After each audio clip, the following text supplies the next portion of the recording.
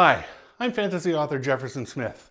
Today in the 5-Minute Immersion Lab, we're going to look at an issue I call the show versus tell mismatch. Unfortunately, the words show and tell are thrown around a lot in writerly circles, but it can be hard to see the difference between them. After all, everything a reader knows is told to them by the author, isn't it? That may be true, but it isn't what we mean. Rather than quote another definition at you though, I've asked my sidekick Fabrizzio to put together a simple demonstration for you. Fabrizzio?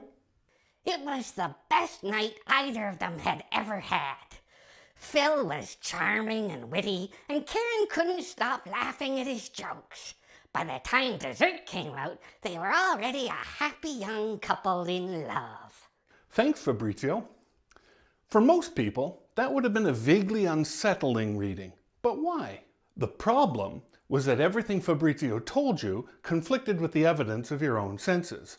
He was telling you that the date was a success, but you, being a nuanced student of human behavior, could see for yourself that it was a disaster.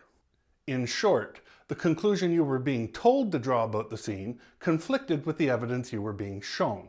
And that's the difference between showing and telling. The mismatch part comes when you tell the reader one thing, but then show them another. Who are they supposed to believe? You? Or their own innate instinct about what the evidence presented implies? That is the show versus tell mismatch. But why is it a problem? After all, people disagree about interpretations all the time. Why should this be any different?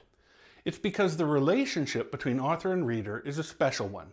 To her, you're not just some member of the book club, you're a trusted professional asking for the keys to her most sacred sanctuary, her mental theater. If she's going to let you in there for any length of time, you're first going to have to prove your competence. But one of the easiest ways to disprove it is to try and force her to swallow conclusions that conflict with her own instincts. When you do that, she has a decision to make. Either she's the idiot, or you are. Guess which way that's going to go.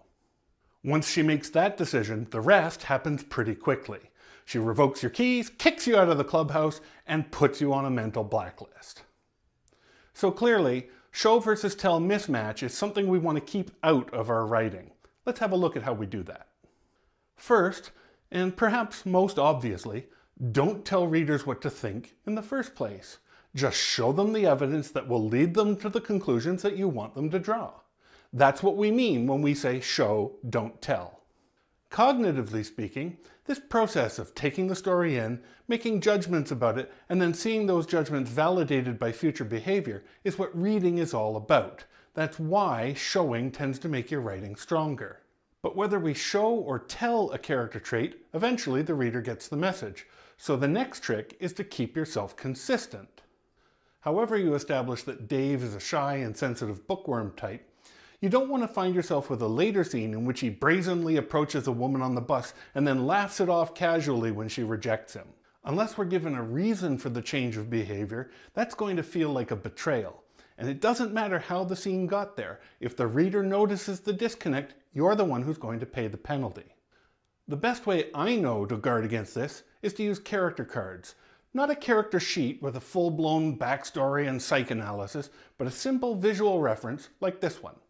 You'll be surprised how just having a rough sketch and 2 or 3 trigger words for each character can help you keep everybody in line. Create one for each major character, and then put the cards in an image that you use as the background on your desktop, or print them out and stick them to the edges of your monitor. You'll get better at maintaining character consistency with practice, but until you do, having these cards constantly in view can be a really handy reminder. But even if you do all that, you may still wind up with inconsistencies in your work that you just can't see. And the only way to get rid of those is to get somebody else to find them for you. You can use a hired continuity editor, you can use a perceptive beta reader, you can even use your mom. But if you don't have somebody on your team who's helping you find these, you can be sure who will. Your reader, just before she takes the keys and kicks you out of her clubhouse forever. Anyway, that's my time for this week. As always, I've linked some example novels in the description. You can check those out to get a deeper sense of what the mismatch feels like in the wild. I'll see you back here next time for another dose of immersion therapy. But in the meantime, remember, immersion happens naturally. All you have to do is get out of the way.